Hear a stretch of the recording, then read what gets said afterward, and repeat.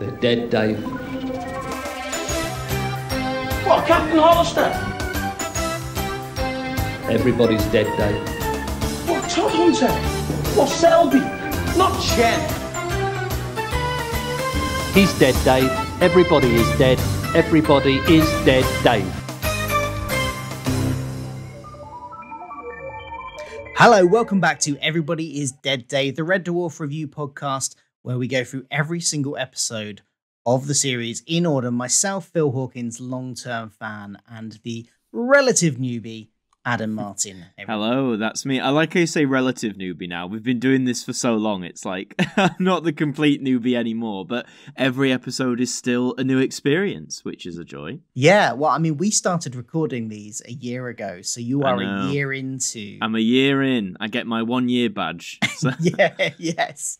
And sometimes we also have a guest reviewer on with us, and today we have Dan Reed with us. Hello, Dan. Good evening, everybody. And if you don't know who Dan is, he has a couple of YouTube channels, but the one that is most relevant to this podcast is the Red Dwarf Nerd. And then you've also got a second channel called Dr. Nerd, is that right?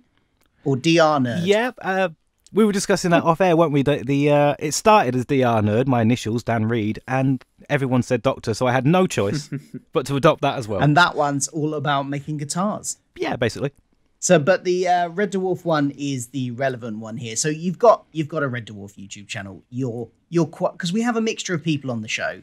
We have people we've even had people that have never seen an episode before come on and review something with us. And sometimes we have people that have been fans for 20, 30 years. So I'm guessing by the fact that you've got a YouTube channel, you're a long-term fan of Red Dwarf. Yeah, I mean, it's one of those ones where Red Dwarf's always been there. Growing up in the 90s, I was born in 86, so kind of growing up through the 90s, it was just always there in the background. And oddly, season 8 that we're going to be talking about today is where I kind of first started watching week by week, every episode. Okay, see, for me, so we're about the same age. I was born in 85, so for me, it was series 6. And then I had started watching it weekly in series 6, and then it ended on a cliffhanger. And then there wasn't another episode for 3 years. And I was like, where's the Red Dwarf gone? I've only just gotten into this. That's a cruelty. Yeah, but then I guess it's even worse for you because you started with Series 8 and then suddenly there's no new episodes for 10 years. Yeah, but it was kind of that period where everything was getting rerun and everything was starting to get repeated. I mean, I think like UK Gold and the digital channels were still a long way off, but 1998 stuff was getting repeated a lot. So Red Dwarf was just kind of always there in the background, as it were. Yeah, I think I caught up with a lot of it on like pre-Series 6 stuff, was watching on BBC Two repeats and things like that. And then when Red Dwarf Night was on and things like that. Yeah, I remember Red Dwarf Night really distinctly. Yeah. So before we crack on with the episode, tell us a bit about your YouTube channel. When did that start and what kind of things do you do on there? So that started, now you've asked me. I think about 18 months, 2 years ago. As you've already mentioned, I've got a larger channel doing guitars, but I just wanted something that was a real passion project that could be kind of... I've got friends who've described their channels as like their sandbox where they just get to play. And this was just my sandbox where I get to play around with one of my favourite TV shows. So on there's things like episode breakdowns, there's theory ideas, there's a little variety of stuff, but it's all dedicated to Red Dwarf. Yeah, I love your theory videos, especially the one the video that actually introduced me to your channel was your theory about Kachansky and why they're two different actresses and they're very different personalities. Yes, yeah. And there's a whole theory linking back to the Inquisitor. Was it the Inquisitor? Yeah, it was the Inquisitor, wasn't it? Yes, it's been a while since I made that one. I forgot myself. You've gotten your own theory. So if you haven't seen that, check it out. I'll put a link in the description below on the YouTube version of this podcast. But today, we're here to talk about Back in the Red Part 3, which is, of course, the ending of the trilogy of opening episodes for Series 8. The blurb for it is Lister, Kachansky, Crichton, Kat and Holly escape on board Blue Midget, and they begin their search for the nanobots. Rimmer discovers Lister, Kachansky, Crichton, Kat and Holly are in an artificial reality program where they're being observed by Captain Hollister as part of their trial. Before we crack on with this episode, obviously we've just asked you to come in and review Part 3, but just very quickly, what are your general feelings about part 1 and 2? This is an interesting one because I've got kind of positives and negatives on this episode. And one of my negatives is that a lot of the cool stuff was used up in part 1 and 2. Interesting. So you had some like cool fan service stuff, like seeing Chen and Selby, the Scutters, the bunk room, all that kind of cool fan service stuff is used up in part 1 and 2. And there's kind of not that much, that kind of, no real fan service in part 3 today. But I do like part 1 and 2, bits and bobs. They're very different to the rest of Red Dwarf, though. Yeah, it's one of those kind of carrying on from Series 7 a little bit, where they went more bigger and more sort of cinematic. Would that be the right term? Yeah, although one of my favourite things that they did on this was they went back to filming in multi-camera in front of a live audience and ditched the single camera thing. Yeah. Which I think gets back to the heart of Red Dwarf. It needs to be in front of an audience. And talking about getting back to the heart of Red Dwarf, we do start with one of those classic bunk scenes in the prison, like, back in the old days of Series 1 and 2 and 3 and 4, before they lost Red Dwarf. They had those bunk scenes. Got another one here. So we've kind of like left off on the cliffhanger of last time and then skipped a bit of time. We do go back to it, but they start off, I don't know, why do you guys think they did this rather than carrying on directly from where the cliffhanger went off? My feeling is, and I hate to be negative, they're filling time. I hate to say that, but filling time is going to be a little bit of a theme of today's episode, I'm afraid. Because before we even get to the guys, the main story of the guys, I actually timed it 7 minutes to before we actually get there. So I think there's a lot of filling time. But on the positive, I think the bunk room is probably the strongest scene in the episode. Okay. Yeah. Because I love the chemistry of, Lister Rimmer. Yeah, I guess like building on what you said, I guess it is a bit of a time filler, but I guess out of all the things you could do to fill the time, they chose well by making it a Lister Rimmer scene with their dynamic and how they can lift it and make it interesting. I did think, and like the whole, it surprised me a bit because obviously in part 1 of this story, we are in this jail cell that they're in, or this room, whatever it is, But then they don't do that for part 2, if memory serves. Phil, correct me if I'm wrong, but I don't think we start off No, there. I don't think so. Because I thought, after part 1, I thought, is this going to be a running thing? Are we always going to start here? So the fact we're back, it was a bit of a surprise. But I liked a lot of the comedy, but sort of like what you were saying, Dan, I kind of wish we had just gotten to like the main meat and bones of the story, perhaps a little bit quicker than we actually do. Even though the Lister Rimmer stuff, for the most part, is really good. It did have one of my funniest jokes in the episode. I don't think it quite takes my funniest moment, but it is up there. The whole Gideon Bible bit. What's the book? Gideon's Bible. He follows me everywhere, that bloke. I was staying in a hotel once. He left his Bible behind there as well. Then 2 years later, another hotel. Dozy Git left it behind again. Oh, yes, yeah. Yeah. That is one that I see it quoted all the time on Facebook groups and other things. It's one of those things that has gone into sort of become a meme in sort of Red Dwarf fan circles, I think, and one of the ones that gets re-quoted again and again. But I really I did find myself chuckling to that bit. That was probably the funniest bit of this, because there's sort of quite a lot of stages to this. Like you said, Dan, it goes on for quite a while in a way. And so that you got the bit about Rimmer getting beaten up by his psychologist and his priest. And then the bit about whole shampooing. There's the nice bit of the ring where they shampoo rats and Lister wants a trouser press to make cheese toasties. I quite like that joke. That was a good joke as well, yeah. That was pretty good. And then this bit, so it's kind of just like, it's broken into 3 different like sections of jokes. I don't know if that, I mean, Adam, you're one for saying sometimes scenes or jokes go on too long. Mm-hmm. Did you feel that with this one? What, you mean the openings, this whole opening in general? Did this whole opening, in general, go on too long for you, or was it okay? I didn't think that as much. If anything, the thing I thought perhaps might have been a little too long, in my opinion, is what happens next. Like the little visual recap we get. Mm-hmm. But I think that's because I am keeping in mind, though, obviously when this first went out, these were coming out once a week, I believe, if that's right. So, maybe if you'd missed parts 1 and 2, if you hadn't recorded it, or if, I get, at the time, I'm sure having a full refresh of part 1 and 2 made sense. But I guess in the vein of what we're doing now, we have easy access and we're watching them quite, quickly after each other. I thought the recap perhaps, again, like you were saying, Dan, was perhaps maybe a bit of a time filler as opposed to actually getting back to what we're doing. But yeah, the actual opening scene, no, I didn't think too much it was too long. Because again, the dynamic is so strong between the two leads, so that my mind wasn't wandering as much, if that makes sense. Yeah. Yeah. I mean, I really do, as I said, I like the opener. I think just because I love that dynamic of the two guys, I think it's brilliant.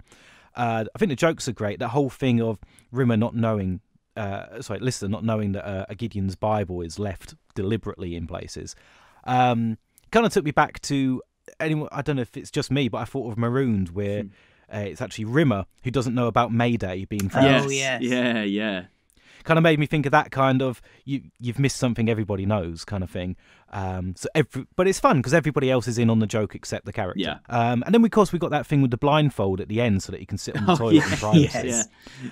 Which I only realised today because I watched just a few seconds of Series 1, Episode 2, which is Future Echoes, where Lister accidentally says crap and the toilet turns round. Oh, okay. So they've always had a toilet in full view of each other in their living quarters. Oh, I hadn't. I only clocked realised that one today. Neat little continuity. This happens all the time. We say on this show often that, some of the like the bigger parts of Red Dwarf continuity, if you like, that they set up, they're happy to just ignore that the next episode. But then like the small, tiny, minute things, they're very good at like maintaining that throughout, really, aren't they? Yeah, there is a lot of sort of those running gags that they managed to get all the way through, yeah. Yeah. So this whole Captain Hollister narration catch-up, I think I do agree. It does seem, even for like 1990s, you got it's had a week since the last episode, it does seem to be a bit excessive. Like how much? Do you want the timings from the person who was sad enough to time it? Okay, so in the second episode, it's 65 seconds. Okay. In this one, it's a flat 3 minutes. What? Is that how long it was? Oh, goodness. Yeah, so that's more than 10% of the show. Wow. It's a 28 and a half minute show. It's I mean, more than that's got to 10%. be like you said, that's got to be padding, hasn't it? That's got to be like, oh, this episode isn't long enough. We need some stuff to fill it. Let's just recap the previous episodes. Well, I haven't been able to confirm it, but according to like Wikipedia, it was only ever meant to be 2 episodes. Oh. And they've done, and it's got the same thing as with the Hobbit trilogy. It's, that was meant to be 2 films stretched into 3. Yeah. And to use a Lord of the Rings quote, it's like butter spread over too much bread. Yes, yeah. That does make a lot of sense. Do you think maybe it could have worked as a 2-parter, maybe if they'd been given like 45-minute run times, do you reckon? Yeah, I actually think that might have been stronger. Or we won't come to it because it was in the episode before. I think they actually solved some of the storylines too quickly. The main one being Crichton being reset. Yes. They solved that in like seconds, didn't they? We it was touched just, on that hang last on. week. Yeah. Yeah. I mean, oh, you're Lister, I remember you. Yeah. I think we said that, like, yes, whilst obviously, because Robert Llewellyn's brilliant, obviously it is funny in the way he does it, but I think, I can't remember if you did, Phil, but I know I definitely said I wasn't too satisfied with just how quickly that, process of Crichton becoming himself again was achieved. It would have been nice had that, even if it had only been for a few minutes, just to have more of a process to it, because it literally did just seem to be like a snap of the fingers. Oh, right, we're back to normal. So I agree with you there, Dan, absolutely. Yeah, I mean, I thought that one could be really cool to pull into the third episode so that when they're doing their escape, they're dragging along someone who doesn't want to come with them, really, but could have acted as like an outside observer and been like, I don't even know if I want to escape with you guys. You're all nuts. He could have been the straight man. And it would have been lovely to have some more time with him doing the voice of the kind of posh English butler, mimicking the original Crichton, whose actor's name now escapes me, but I should remember it. It's David Ross who did the Green Grass. That's it. His impression of him was great in that, and I would have loved to have had some more time with that version of Crichton again. Again, I can't confirm it, but I did read somewhere that they actually wanted David Ross to come back in so that they could actually have him like reset into David Ross. I read that too, and the thing I read said that they were going to do that, and then they heard Robert's version of that voice, and they thought it was so good that they didn't go back to David Ross because of that. It's probably just cheaper not to build a second Crichton suit. Let's be honest. They can save Anything to save a bit of cash. So the one bit in this Captain Hollister narration I did like was that where he admits to having also blackmailed his way up the chain of command, and we find out that he's actually Dennis the Donut Boy. I love that joke. I don't know why. Maybe it's his like downplayed delivery of it, but I thought that gag was really good. Actually, that was one of the highlights of that whole recap for me. Yeah, well, for me, I think it was the only interesting bit of the recap. I think the rest of it was just kind of like, get on with it. Yeah, start the episode, please. Yeah. It's a very long recap. Although I think we touched on this before we went on air. There's one word that I think is really important in there because he tells you stuff that's whilst the guys that are in artificial reality and also from before. And he says, yes, he's talking about Rimmer and says, yesterday he was observed injecting his groin. Observed could have been the subtle clue that Rimmer was also in artificial reality. Because at this point, you don't know. Absolutely. Yeah. I mean, again, I must, as watching this for the first time, I did miss that. I just thought, I think by that point as well, because like we said, the recap was going on for so long. I think, like Phil, I was just like, I know this happened. I saw it last week. Let's just, you know what I mean? But you make a very interesting point. Could be that subtle clue. Yeah. Don't worry, you're not the only one who missed it. I've watched this for 20 odd years, and it's the first time I saw it the other day and realised observed. Yeah. I suppose it's easy to spot once you know it's coming, so you know the twist already. Yeah. The next bit we kind of get is that because they're in VR. They don't know it yet, so we're kind of seeing their escape attempt as they get into Blue Midget. Kat has a little flirt with the flight controller. Yes, and then he makes the Blue Midget dance. And yes, this bit I really want to know you two's opinion on it. No, seriously, because I want to know if Phil, I want to know if your opinion is the same as mine, and Adam, if yours is what mine was the first time. Okay. That's interesting. Well, so you guys just speak. I want to know your opinion on Phil, the dance. after you as the seasoned veteran. Okay, well, my opinion is a bit mixed because I like it overall in terms of I like the concept. I like a lot of the execution, and I like the humor. I thought the tap dancing element before the music kicked in went on too long, and because I was sitting there watching him tap dance, I was like, that's lovely, but this would have been much better with some music. And I thought, it's gone on too long now. The music's not going to kick in. And then the music did kick in. So I was kind of thinking, that's a good, they should have got to the music quicker. But then I loved it. The CG, let's be honest, the CGI and the integration of Kat into the scene is very ropey. But so visually, it's very 1998. Absolutely. But other than that, I like it as a scene. I think it should have been shorter. And obviously, if they had access to better visual effects, that would have improved it. But I don't mind it. I quite like it. And I'm a fan of musicals, so throw in a bit of singing and dancing, I'm happy as well. See, I was mixed too, but I think for different reasons. Like, I think overall, one thing, we've both said as we've been doing this podcast, is that throughout the series, out of the 4 regulars, not including Kachansky for this, Kat is always the one who doesn't get like a standout moment in an episode, or aside from a few one-liners where, we've had episodes fully like dedicated to Crichton or to Rimmer or to Lister, or they have, big things where their characters can develop and stuff. And Kat never, at this point anyway, I think we both felt hasn't really got that a lot compared to the others. So on one hand, I was like, it's lovely that now Kat has like, in a way, this standout moment, because again, as Phil said, this does go on for quite some time, and it did amuse me and stuff, like looking past the CGI. But then where I'm mixed on it is, it made me more sad that out of like, here we are in Series 8, you're finally giving Kat like some substantial time, primarily like on his own to lead it, and this is all you've decided to come up with, if that makes sense. Because I think the Kat as a character, there's so much potential you could do with him, like leading the scene, or like maybe he could have like got out of Blue Midget and tried to like, I don't know what it would have been, like convince or seduce the flight controller, in person, like gone up to the control deck or something. Do you know what I mean? I just thought there was numerous other things that could have been done except for this.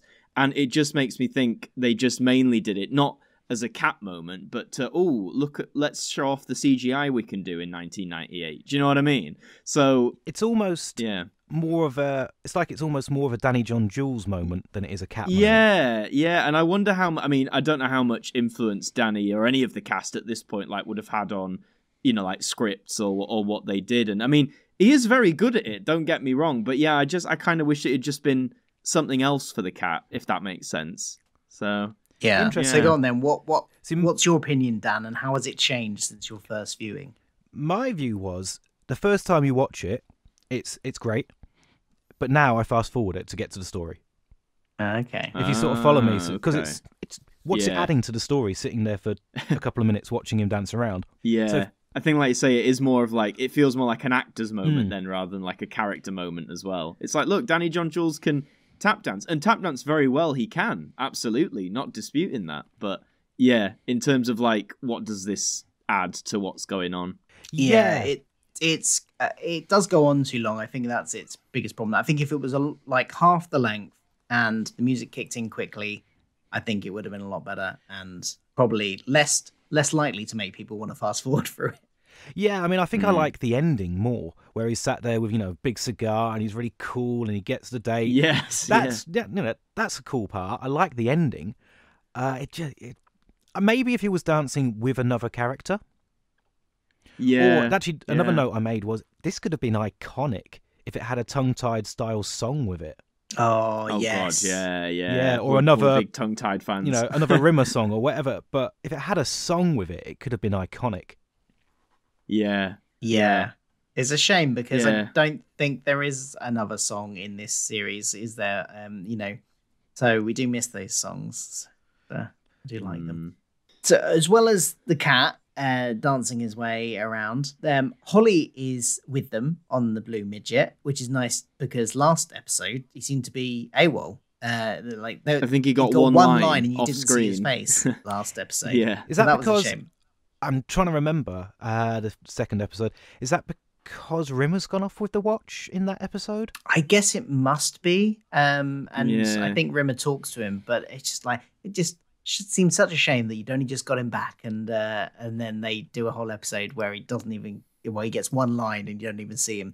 But he's in this episode several times, quite prominently. So I'm happy with his inclusion in this episode because Norman Lovett is always a joy to see. Absolutely. And he has a nice joke about his head looking like a moon and stuff. So that's all good. They realize this is when they realize they're in AR, and Kat realizes because he's flirted with this person up in the flight control and arranged a date, but he realizes this means he doesn't have a date.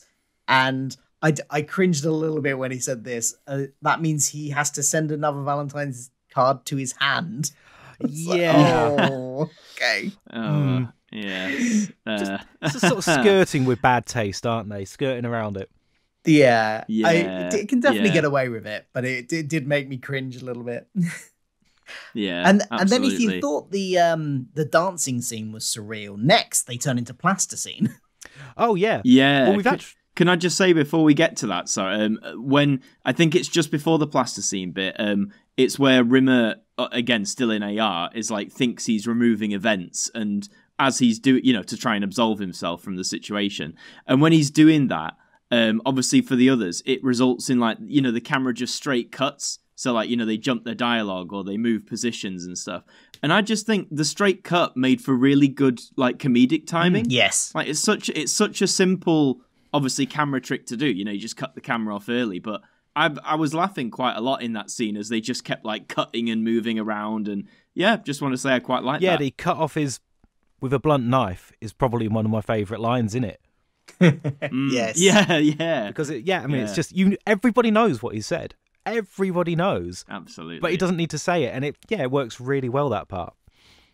Yeah. There was actually that interesting bit before where Rimmer is trying to blackmail his way into the room with one of the guards. Oh, yes. And he's using all the secret information, and it this is the sort of thing that would end up in one of my theory videos for about 2 hours. But he's using personal information that, because Dave gave him the disc in the first episode.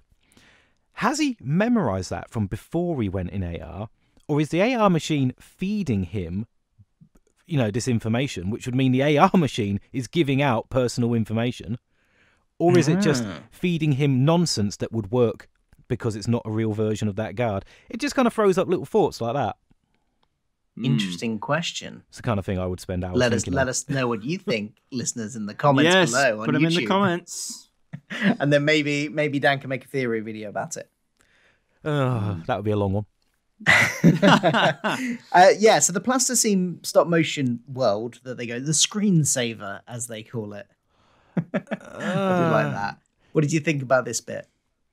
Mixed again. It's very 90s because I think there was a lot of stop motion in the 90s. I remember. Yes. Do you remember Pingu? Penguin. Pingu. That was God, really popular. Adults like that. I think you had the first few of the Wallace and Gromits. I think we're pre-Chicken Run. I think that was a couple of years later or so. I don't know if we are. I'm sure Chicken Run was 90s. Maybe it was. Maybe I'm remembering wrong. Yeah, but close. It's close, I think. Yeah, but I think it really identifies it as a 90s thing.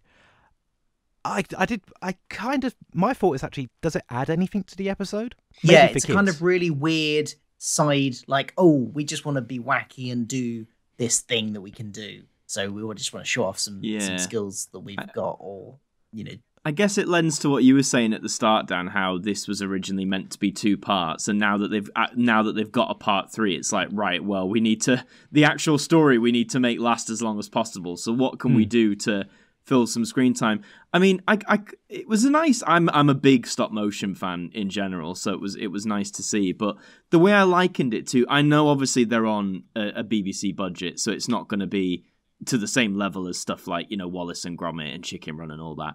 The style kind of reminded me of. Have you ever seen? I think these are from the 80s, but one of my things to do sometimes, I like watching old commercials from back then.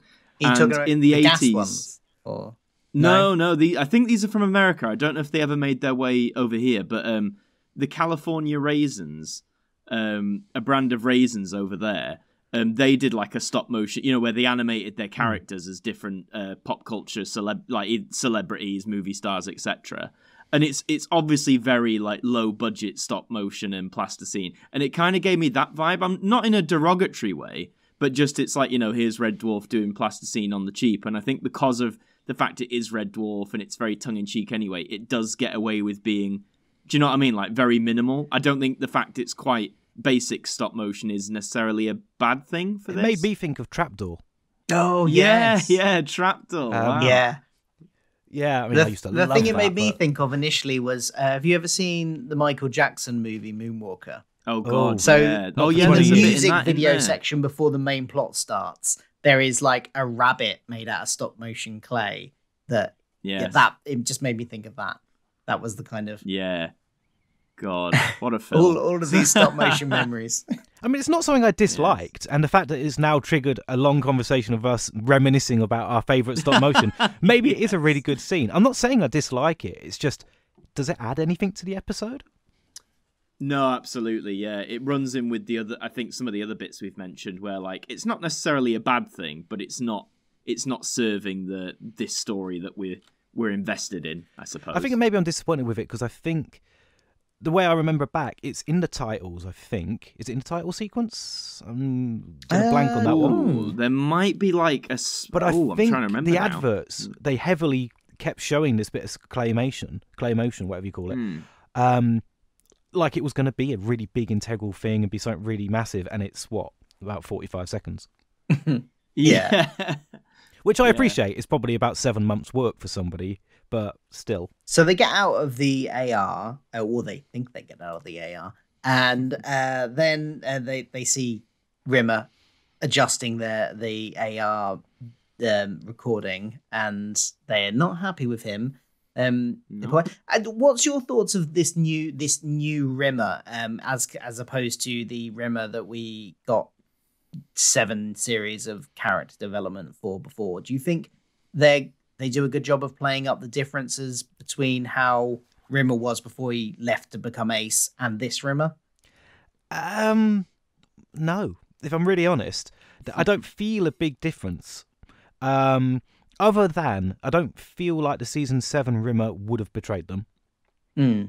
I think that actually, you see that with like the hug between Lister and Rimmer when he's going off, he accidentally pushes the ejector seat or something, and they hug as he's going off to become Ace, and you just think he wouldn't betray them in this way that would get him 2 years in prison. Yeah. But I don't feel it's like, I'm not sitting there watching it thinking this is season 1 Rimmer, which is what he's supposed to be. So I don't think it quite hits the season 1 Rimmer.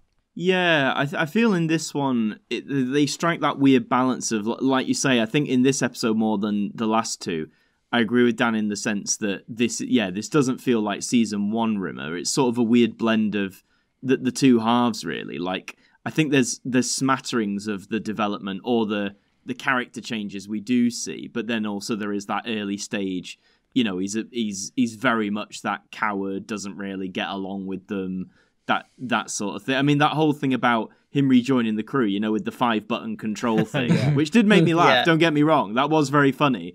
But I don't think Series 7 Rimmer would have been taken by that, you know. Yeah. That feels like a very early Rimmer thing. So, no, I don't dislike it. But yeah, it is, they're striking like to me at least, they're striking like a weird balance. Like they're trying to do a bit of like later series Rimmer, but also trying to keep it early. Do you know what I mean? It's like a halfway house they're going for, and sometimes I think it works, and sometimes maybe not so much. Yeah. In that scene where they're trying to persuade him, I did like all the stuff with the buttons and how many buttons will I be in charge of? And and then I liked Crichton's line as well. Something like, "You know what they say, sir, if you have 3 good friends, you're a rich man." And he has only poor people say that. Yeah, that's a good one. That got a big laugh out of me. Oh, God, yeah. Very cool. Yeah, and that's just after they've had to sort of tear Kachansky away from trying to rip off Rimmer's clothes. And then when she comes back around, she's like absolutely disgusted in herself. She's like, oh no, what was I doing? Yeah, which is the second time that's happened to Kachansky, because it happened in the lift with Lister the episode before. Yes. It might have been the first first you kind episode, of got the feeling there that she was like, oh no, we shouldn't be doing this. But also that she didn't mind that, like, as in she didn't mind. She's much more disgusted the fact that it was Rimmer she was going after this time than she was disgusted when she was after Lister. See what I mean? Because she would naturally fancy Lister. Yeah. But this is an interesting one because we're in AR still. You don't know that the first time you watch it, but we're still in AR, which means the AR computer, there's no real sexual magnetism virus going around. There's no real virus being used. So they can, The computer is affecting her mind. And this thing is supposed to be gathering evidence by reading your natural reaction to situations at the same time that it's affecting your mind and affecting your natural reactions. Any real lawyer would just tear that to pieces and just say, you can't use this in a court of law. This is entrapment. It's pure entrapment, isn't it? Because if it can affect that part of your mind, it could just affect the entire way you're acting. Is it kind of like a placebo in effect? Because her mind thinks she's taking it, her mind acts like she has taken it. It's a strong placebo with that reaction. Yeah. But it's just a thought, quite. It makes the AR. We know the AR is supposed to be kind of the captain's using it, possibly to hide the fact that he's Dennis the Donut Boy. It's not just AR, is it? It's AR combined with psychotropic drugs. So yeah, good point. That they're mind altering. So maybe that makes them more susceptible to be. If you think you're taking something, you will act like you are taking it. Yeah, that could be fair. I mean, it's supposed to be a bent system because that's my impression at the end anyway, is that the captain didn't need to put him in the brig, he wants to. We'll get to that in a minute. Yeah. So it's kind of supposed to be a bent system, but it's just a thought that if it can affect your mind, it can't fairly read your mind. Yes. It's kind of like getting someone drunk and then getting them to say, I killed the person. It doesn't mean anything. Yeah.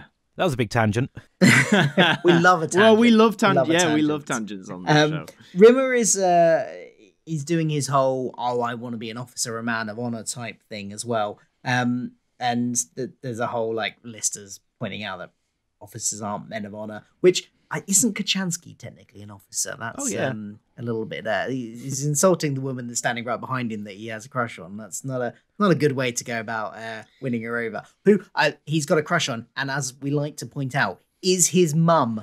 Yes, yeah, a little awkward. Yeah. Very hard. Several questions. I've just seen Back to the Future the musical the other day, and I've had enough of mums, people fancying their own relatives in that. Yes. Yeah. Even if it is accidental. Yes. Yeah, although there is a big argument to say is she his mum or is Lister just a pure clone of himself? Otherwise he'd look like a mixture of the both.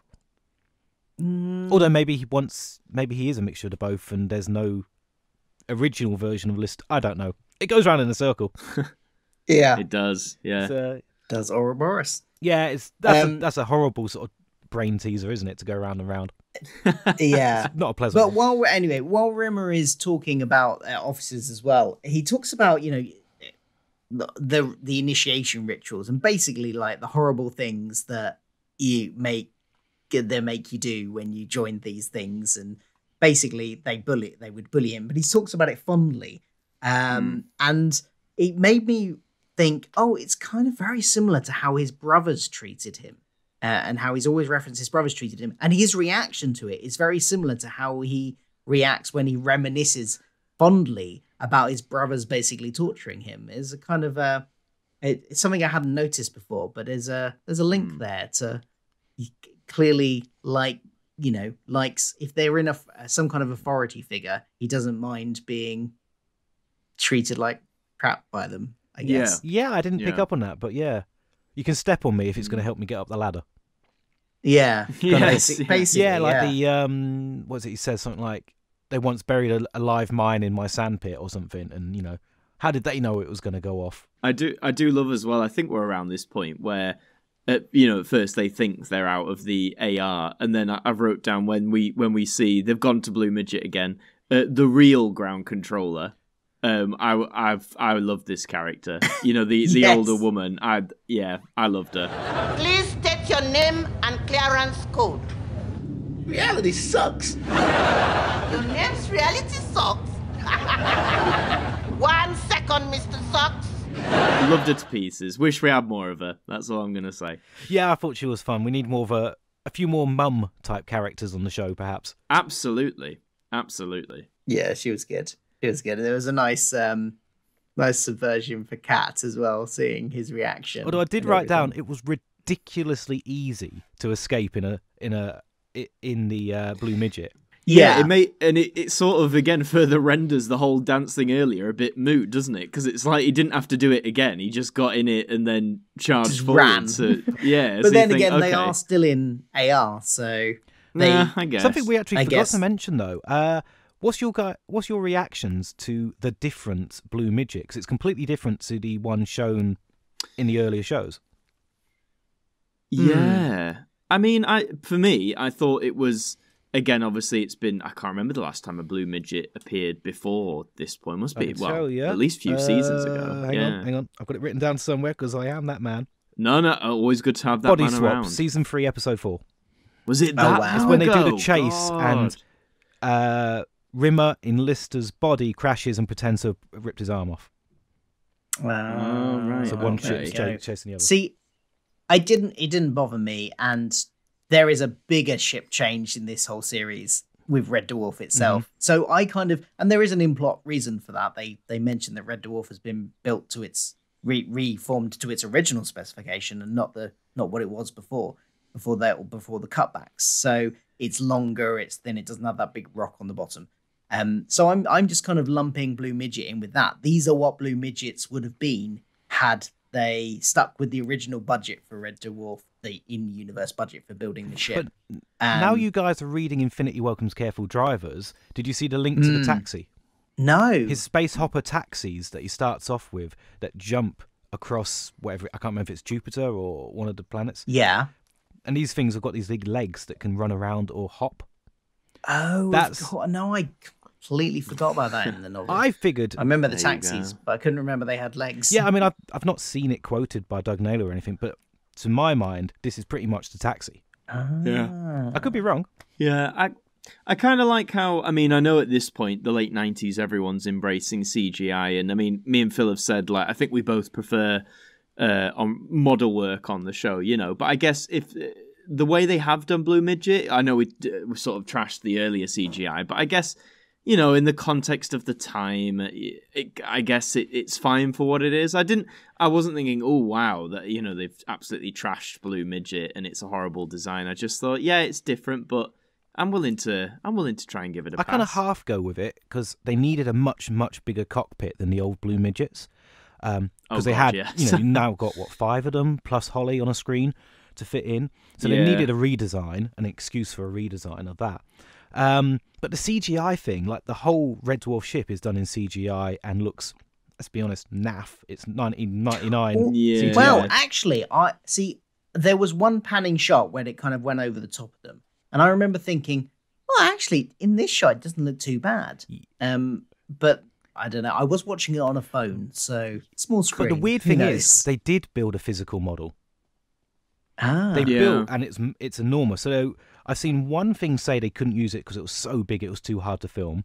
I've seen another thing say that they didn't think it was good enough, which I think is rubbish.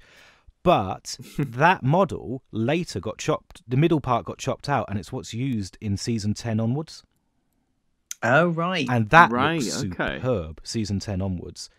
Because it's not CGI. Wait till we get there, then. So. But also, just to make it worse, and really sort of drive the point home, in season 10, the last episode, there's a Blue Midget, which is not CGI. It's a physical model, and it done half look good compared to season 8. So yeah, I get why the Blue Midgets here are obviously CGI. You couldn't have done the dancing otherwise with a model. But yeah, I think even though I thought actually that doesn't look too bad when it did the panning shot over Red Dwarf. There's no need for that to be CGI. That could have been a model. My impression is, because it doesn't need to do any big movements. My impression is they couldn't do the miniature. So they couldn't film the miniature model for Red Dwarf because it would have made Blue Midget dancing look stupid. Because it would have been such a quality difference. And so I think they just went CGI everything. It's cheaper, and then nothing sticks out as bad quality. Yeah. So I think maybe the dance influenced the entire look of the space scenes through the whole season. Influenced by the dance. Who would have thunk it? As far as I know, the only real model, the only miniature in it is the crashed Starbug when it explodes. That the hangar is an actual model. Yeah. Okay. I suppose an explosion in CGI in 1998 is going to look like it's going to look like GoldenEye, isn't it, on N64? Oh, that's a throwback and a half. Yeah. There's a scene, another Holly joke in the thing. Well, Holly kind of saves this joke, I think. There's a thing about the theory of relativity, and I was watching them, and it kind of felt really laboured. This whole theory where they were setting up do you know what the theory of relativity is? And it just felt really laboured. And they asked Holly, and Norman Lovett's kind of just whole personality kind of saves it at the end. But before he comes on, I don't know if anybody else felt this, but it was just, I was like, where are they going with this? What are they? This is not funny. And it just feels like it's taking forever to not do anything. Yeah. Yeah. Particularly as, I think what sort of spoils that bit is not the joke necessarily. I like it's something you only tell your relatives. That's quite fun. But it's the fact that relativity had no influence on the scene. If it was they're going so fast that the laws of gravity and laws of relativity are actually starting to apply to Blue Midget, then it would have some relevance. But as it is, they just sort of bring up relativity for some reason. Yeah, it's one of those things. I think there's a handful of instances where I think they've done similar things before, like you say, Dan, where they'll just bring up a topic for not much rhyme or reason, and sometimes they salvage it and sometimes they don't. But yeah, on the whole, this whole it didn't really click with me, this whole bit. And Norman Lovett, did lift it a little bit towards the end, but yeah, again, like we've said, I think a few times with this episode, I just kind of wish they'd focus more on, what's actually happening or progressing that rather than more like little side steps, I guess. Yeah, I think so. Yeah. I think part of the problem is I can't remember myself what relativity is. I was awful at Is that the science one where in school, so as you hit light, it goes towards light speed, time slows down around you, or is it the one about how energy can never be destroyed. I can't remember. Anyone who's good at science, can you let us know in the comments, please? We need a refresh. in a short YouTube comment, can you please explore? Yeah, a short YouTube comment, please. Yeah. Oh, I get novels. Let's keep them short, people. We also find out that Holly is the one that chose to resurrect the crew. He kind of created new nanobots specifically to resurrect the crew, and it's kind of backfired. And he's been outsmarted by. Here's the thing I don't get: if he resurrected the crew, why did he resurrect a new version of himself as well? You should have just left that one out. I mean, it's the word creative that throws that off, isn't it? If he said I reprogrammed the nanobots to do, don't just make me a new Red Dwarf, make me the people as well. That might have made more sense. But to say he created nanobots, then what was this whole thing of trying to find them in the sock drawer and all that? Yeah, I don't know if that's a bit of a mistake or not. It's a funny word to have used. Yeah, and the new Red Dwarf version of Holly has a cone head for some reason, presumably just to show he's smarter and actually has an IQ of 6,000, but that seemed a bit like the original Holly before he went senile, didn't have a cone head. We could put that down to the ship being the upgraded ship, so maybe he's got 12,000 IQ and can't fit it in. Maybe. We're clutching at straws. It's just that you could see on screen which Holly was talking, isn't it? Yeah, that's the only reason for it. Yeah, that's true. They find out they're in AR still. They work that out. They come out and they think they got another plan because they got the luck virus. They're going to take the luck virus, and that's going to solve all their problems because they'll luckily get out of the situation. But Captain Hollister comes in and takes it away, and then says they manage to squirrel away the sexual magnetism virus before he sees that they've got that, and they say, "Oh no, we lost that. Sorry." Oh, yeah. And I love the captain's response to that. It's like, "Oh, I really wanted that." Yeah. He's just like most men, it seems, on Red Dwarf. He's just a little bit desperate. Yeah, but he's got the luck virus in his hand. Now, surely you just take a dose of the luck virus and you'll be lucky enough to run into a woman who fancies you, and you'd think you just take the luck virus. Surely it's going to do the same job. Yeah, you're going to luckily run into someone who fancies you, and you'll get lucky. Well, the luck virus seems to cure the sexual magnetism virus when it's taken. So it's almost as like, hey, you may think you're getting lucky, but actually the long-term consequences of this are going to be unlucky, so we're going to stop you doing it. Yeah. I assume. If you're not taking precautions, Yeah. So I did write down, because I was sad enough to go back and check on in Quarantined, when they first find those viruses, there was also inspiration and charisma. But we never get any mention of those. No, that's true. I guess they're still on the wreckage of the original Starbuck. Or one of them drank them all. Yeah. More likely. Maybe Rimmer took them trying to, solve some problem that he couldn't get to or something. Maybe the original Rimmer took them with him when he went off to be Ace, because, you're going to need some charisma as Ace Rimmer. That would explain how he was able to do the job. Inspiration and charisma. You might have struck gold there. We find out, though, that the whole situation they've been through the hour has actually proven them innocent of the original charges, but they've implemented themselves in different charges. And this kind of goes back to what you were saying earlier, that kind of basically Captain Hollister just wanted them locked up and will just find any reason to do it. That was my feeling, yeah. I think maybe the personnel files would reveal that he's Dennis the Donut Boy. So it's actually a couple. It could be. Yeah. There we go. Highly likely, guys. Highly likely. And then we get the final gag, where we get the guy. They're in the tank. The guy comes out and says, "Welcome to the tank." That guy looks very familiar. And I looked him up, and he's just been in lots of movies. He's Dwellin, basically. Yeah, he's Dwellin from the Hobbit series.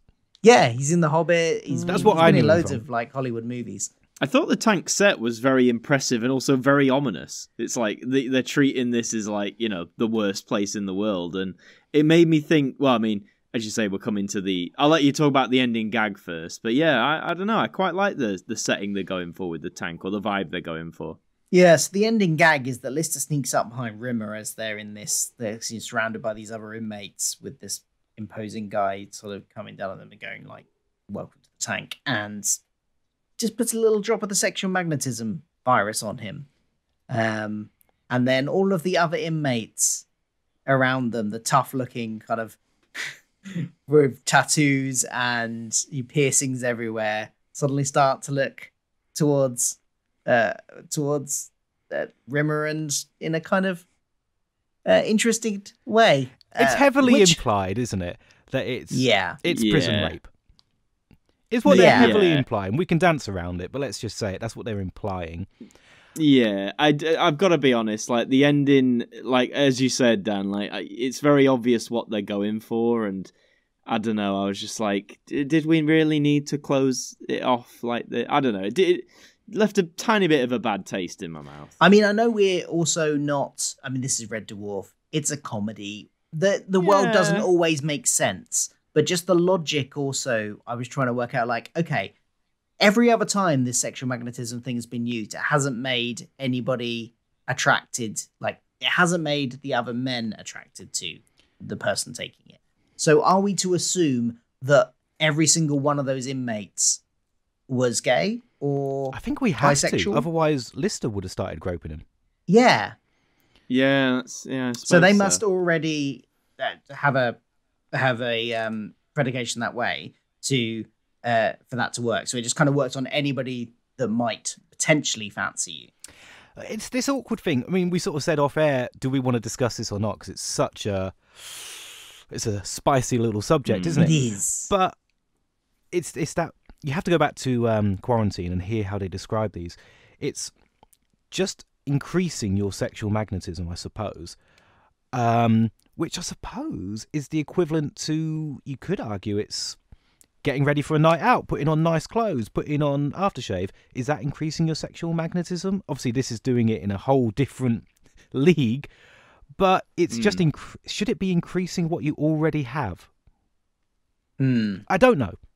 Yeah, this is, I mean, there could probably be a whole 3-part podcast just on the morality of using the sexual magnetism virus. But we're not that podcast, so we'll leave it there. On the positive, though, it does answer the question from the first episode. Yes, it does, because it links, because they start the very first episode, don't they, with him going, "You poured something on me." Or an entire tube of it. An entire tube of it, that was it. And that's why he's not talking to him in that very first scene.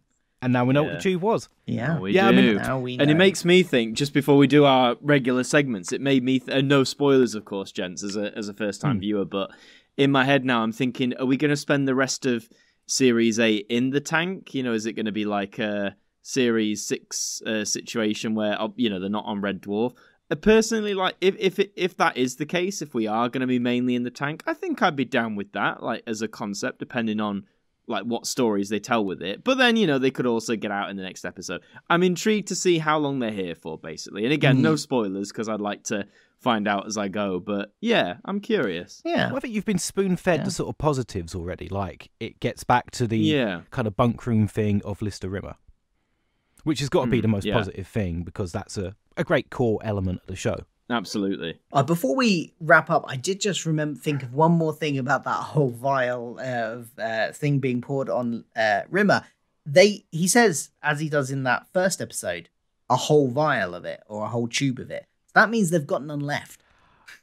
Which you'd think, like, that. I mean, I know, again, I'm thinking far too logically about a comedy sci-fi, but you'd think they'd want to keep hold of it in case it was actually useful for getting out of prison at some point. Rather than using it on a prank. Yeah, although I think when you do watch it, he only pours about half it on, because I think he bothers to put the lid back on. Okay. And he hasn't got eyes on the back of his head, so he's just going to say a whole tube. Yeah. I don't know. Yeah, that works. That works. But something we didn't touch on, which I kind of wrote down. Did anyone else get strong Inception vibes? Oh, a dream within a dream. AR within AR, yeah. Yeah, a little bit, yeah. Yeah. It didn't occur to me at the time, but now you mention it, yeah. It's a dream within a dream. I mean, Christopher Nolan's just stolen Inception out of here, hasn't he? Leonardo DiCaprio is just Lister. Yeah, no such thing as an original idea, as they say. So what we usually do on this show is we have a couple of regular segments. We pick our favorite character from the episode and then our funniest moment of the episode. And then we give it a mark out of 10. So starting with favorite character, Dan, do you have a favorite? Who was your favorite? It can be for any reason. It could just be because they were the funniest, but it could also be because of a heartwarming moment. It could just be that you liked the way they acted the parts. Any particular reason doesn't matter. I kind of feel it has to be the cat because he's the only one that gets a solo moment, really. Yeah? I don't really want it to be. I don't really feel like it was a moment I loved. Although the dancing's great, don't get me wrong. A second pick would have been Captain Hollister because I quite like that joke he did about Dennis the Donut Boy. Yeah. I mean, some of the characters were completely absent. I mean, what did Crichton do in this episode? Yeah. So I think it has to be the cat because he's the only one that gets that moment. But I think I could take the captain as well. What about you, Adam? My favourite character, it's got to be the second flight controller, and I'm not even sorry. Oh, yes, yeah, good pick. I'm not even sorry. But as soon as I saw her, I was like, you're going to be my favourite character, and she was, so yeah. And I looked in the credit, she doesn't actually get a name, sadly. She's just listed as like second flight controller or ground controller, but yes, she is my favourite. Excellent. I really struggled to pick someone out of this one because nobody really has any like individual. I think I'm going to go for Captain Hollister because there were a couple of different moments that I laughed out loud at the things he was saying, and I do love his personality as well. The kind of like, and it makes so much sense that he is actually Dennis the Donut Boy or whatever his name was, because he's very incompetent at his job most of the time, and kind of bumbles his way through being a captain. And it's hilarious to watch most of the time, and the actor does a really good job with that. So I'm going to give that to him this time. What about funniest moments? What made you laugh the most in this episode, Dan? I nearly gave it to, and we forgot to mention it earlier. There's that. It's really lame, and it's a really stupid joke, but it just tickled me. The bit where they say, Ground control, this is Major Tom. Yeah. I don't know why Yes, it's such a daft, obvious joke, but it did make me chuckle. But I think I've got to give it to the opening part with Lister Rimmer. I just love those conversations. For me, this time it's one of the gags. It's Dennis the Donut Boy. Yeah. That just got a laugh out of me like nothing else. I think it was mainly the way he delivered it. It's sickening. It's unforgivable. But it's a technique that can work. I should know. I use the same method myself to become captain. If the crew discover I'm really just Dennis the Donut Boy, I'm finished. It was almost said very quickly and very nonchalant, but obviously it has the most severe implications. Like it says, if they find out I'm just Dennis the Donut Boy, I'm finished. Like it just really made me laugh. Yeah. So yeah, it's gonna have to be that gag for me. What about you, Phil? Mine's also a Captain Hollister moment, but a different one. It's the God damn it, Rimmer! I wanted that. I mean, the lab boys wanted it to test it too. when he realizes he's not going to get his hands on the sexual magnetism virus. That did make me like literally laugh out loud, and I wasn't expecting it. It kind of came out of nowhere. So that was my funniest moments. What about marks out of 10, Dan? Or scutters? We like to award scutters out of 10. Can I be harsh? Yeah, Go for it. I'm thinking like in isolation, like a 4. Okay. No. As part of the trio, as part of the opening 3, I could push it up to like a 6 or a 7. I quite like the opening 3 as a whole. On its own, though, I can't think of any reason I'd just switch on part 3. Well, yeah, that is the difficulty of just reviewing a one episode. Yeah. Whereas, like, but Nanarchy, a few episodes back, I could watch that on its own, and that's part of a 2-part. Yeah, it kind of is, I suppose. It has its own story, though, whereas this is still very much one story in 3 parts. But yeah, I know what you mean. What about you, Adam? I debated for a while. I try and go with my gut because I feel your gut often gives you the most honest response. So I'm going to go with that. I'm going to give this a 7 out of 10. It's like we've said, a lot of the stuff in it, whilst entertaining or whilst funny or whatever, does, as we've said, in the grander scheme of the story, is a lot of like padding, is a lot of just extra stuff. Thankfully, it's Red Dwarf, so a lot of that extra stuff is good or is funny, whereas in a lot of other shows it would just fall flat. But yeah, kind of I don't want to say a disappointing resolution, because I am curious as to where we're going next, like I said, with the whole being in the tank and stuff like that. But I don't know, maybe not as impactful at the minute as I thought it would be. So yeah, solid 7 for me. Fair what about enough. you, Phil? I kind of felt like, in terms of looking at the 3 parts, I really enjoyed the first part, actually. And I think I gave that a 9 out of 10. And then the second part, I gave a 7 out of 10. And my feelings of this one are that I liked it more than the second part. Wow. But a lot less than the first part. So Right. I think I'm going to give it a 7.5. It's just, I think I slightly more enjoyed it. Although, interestingly, like, us talking about it has made me like go, oh yeah, there's quite a lot of flaws in it. but my general feeling while watching it was that, I think I'm enjoying this overall more than I did the last episode. So Yeah. I think I have to give it more than I gave that We've one. slightly dissected Which the was- frog, haven't we? Yeah. Yeah. It's a good term for it. Yeah, no, we have. Yeah. So I'm going to give it a 7.5.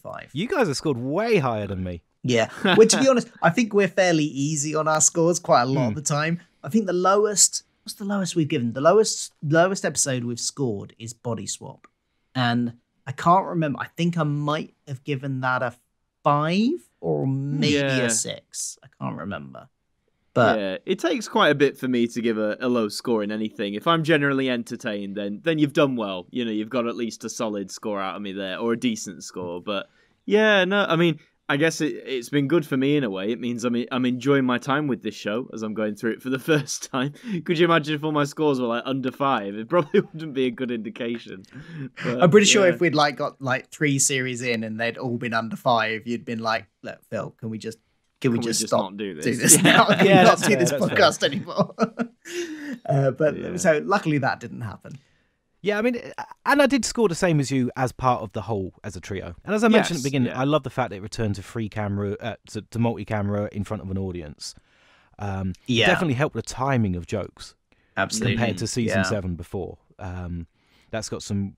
Yeah, because one thing I'd been saying quite a lot about Series 7 is that I really enjoyed the episodes as adventure sci-fi dramas, but they weren't as funny as previous series had been. So that makes a lot more sense. I still enjoyed them, Yeah. but as something different. Yeah, they definitely got more of a. How would you describe it? Well, as you say, pushing towards sci-fi rather than away from comedy. Yeah. Well, there we go. That is Back in the Red Part 3. We are now firmly in to Series 8. We'll continue this next week with the next episode. And thank you, Dan, for coming on. Do you want to plug anything you want to plug? Where can people find you online and things like For that? Red Dwarf, it's just youtube.com/Red Dwarf Nerd. Excellent. And you've got a Twitter account as well, have you? Do you want to plug that? I'd love to, but I ain't got a clue what it is. Do you want me to look it Well, up? I think it's at Dan Reed Videos, but I might be wrong on that. I primarily use that for the guitar, but people can go there as well. Yeah, well, we'll leave the links to all of these in the description. Probably for the best. In the YouTube video, so you can just go click it there. That's fine. Adam, plug your stuff. So on YouTube, it's Adam Martyn with a Y. I do videos on all sorts, really, just whatever I'm interested in. A lot of pop culture stuff, a lot to do with British TV, Doctor Who, things like that. And on Twitter, it's Adam Martyn AMTV, where you can follow me for all of my various ramblings. But what about you, Phil? My YouTube channel is just my name, Philip Hawkins, where you can watch the video, in inverted commas, version of this podcast. It's just a squiggly line going up and down with some cartoon versions of me and Adam next to it. But if you want something on screen, do that. And you can comment in the comment section. And I also do videos on Doctor Who and all sorts of other geeky pop culture things. And I've how I've been talking since this podcast began, and in fact, just generally saying for the last several years that I need to change my Twitter handle. I've finally done it. I've finally done it. It's no longer the thing that nobody knows how to spell. Perhaps this is what I need to do. Yeah, yes. Because I had something before that was basically, it had a silent I in it. Everybody thought, because of fonts online, that everybody thought the I was an L. And so I finally changed it. And I'm now at Culture Filter. I still have to do a bit of explaining because Nice. filter Very is spelled good. with a PH because my name is Phil. So Right. it's a bit of Very good, very clever. So you can now find me there on Twitter. And of course, we've got the podcast Twitter account, which is at AllDeadDavePod. You can also buy merch with that aforementioned cartoons of me and Adam on if you want as well. Oh, We've you got store, merch. which is the link. You're far more organised than me. We've got mugs. We've got t-shirts. We've got masks for these COVID times, and all sorts. So the links for all those will be in the description of the YouTube version of the podcast. I got a t-shirt and a mug done for my guitar channel. A t-shirt cool. and a mug. The only ones in existence. I have them. That's how far I got with merch. So far, I believe only 2 mugs have been sold, and one of those purchases was me for when I bought Adam one for Christmas. So Yes, but it's a damn good mug. yes, Hey, that's what matters at the end of the day. Yeah, I still haven't bought myself one. I need to get around to that. Yeah, but do go check that out. We'll be back next week. Thanks for listening. See you then. See ya. See you later.